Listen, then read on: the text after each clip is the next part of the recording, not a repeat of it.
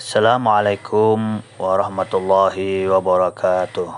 Gimana kabarnya anak-anak sekalian? Sehat? Alhamdulillah. Semoga kita selalu diberikan Allah kesehatan jasmani maupun rohani. Baik, kita hari ini belajar pelajaran tentang Quran hadis kelas 1 ya. Membahas tentang surah Al-Fatihah. Ini merupakan bab yang kedua dalam pelajaran Quran hadis kelas 1. Nah, sebelum kita memulai pelajaran tentang surah Al-Fatihah, alangkah baiknya kita memulai dengan membaca basmalah. Bismillahirrahmanirrahim. Nah, surah Al-Fatihah Ustaz jelaskan dulu ya.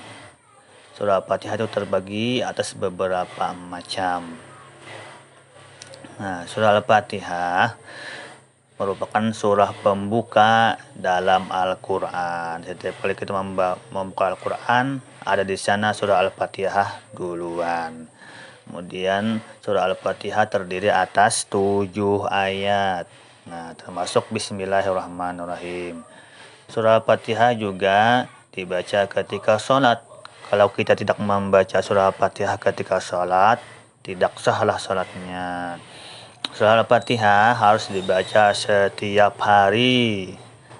Karena dalam sholat kita kan harus membaca surah Al-Fatihah kan. Nah, dibaca setiap hari. Kemudian surah Al-Fatihah ini juga banyak manfaatnya, dan barang siapa membaca surah Al-Fatihah akan banyak mendapat pahala. Surah Al-Fatihah harus kita hafal ya. Jadi kita harus hafal surah Al-Fatihah.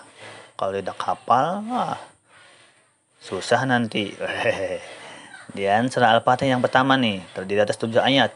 Bismillahirrahmanirrahim ayat 1 dan seterusnya ya. Ar-Rahmanir-Rahim ayat 2 dan lain sebagainya. Kemudian surah Al-Fatihah artinya pembukaan. Artinya surah Al-Fatihah itu pembukaan kitab, Fatihatul Kitab. Kemudian surah Al-Fatihah juga diturunkan di kota Mekah, makanya namanya Makiyah, surah Makiyah, diturunkan di kota Mekah.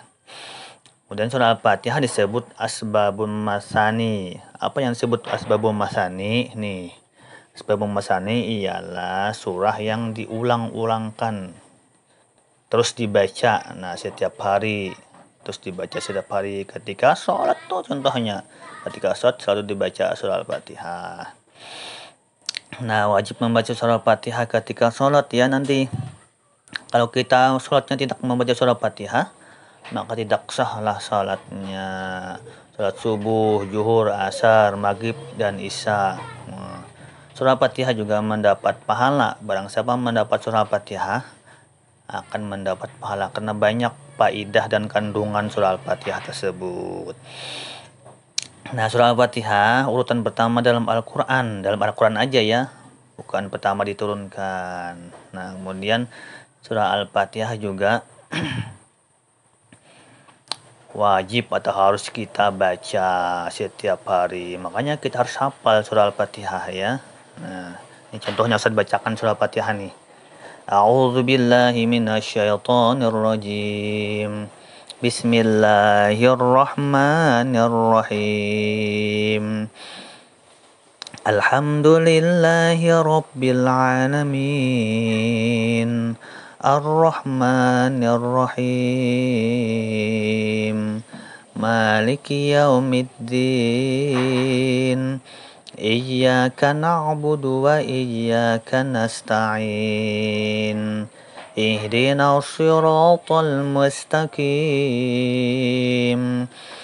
Siratal ladzina an'amta 'alaihim ghairil maghdubi 'alaihim waladdallin.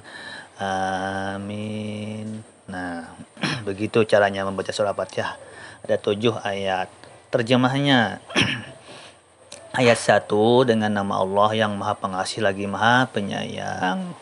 Ayat 2 kita memuji hanya kepada Allah Tuhan semesta alam. Ayat ketiga Allah itu bersifat pemurah lagi Maha Penyayang. Ayat keempat, Allah juga yang mempunyai hari pembalasan, menguasai. Ayat kelima, hanya kepada Allah kita menyembah dan kepada Allah kita minta pertolongan. Ayat keenam, Allah lah yang menunjuki kita jalan yang lurus, maka kita memintalah kepada Allah. Kemudian hanya kepada Allah kita juga meminta jalan petunjuk kebaikan, bukan jalan kemurkaan Allah, kejahatan. Nah, paham Tom? Insyaallah pahamnya ya. Cukup sekian pertemuan kita hari ini tentang surah Al-Fatihah. Ustaz Saleh mohon maaf. Wabillahi taufiq wal hidayah. Assalamualaikum warahmatullahi wabarakatuh. Syukran katsiran. Sampai ketemu lagi pertemuan pembelajaran yang akan datang.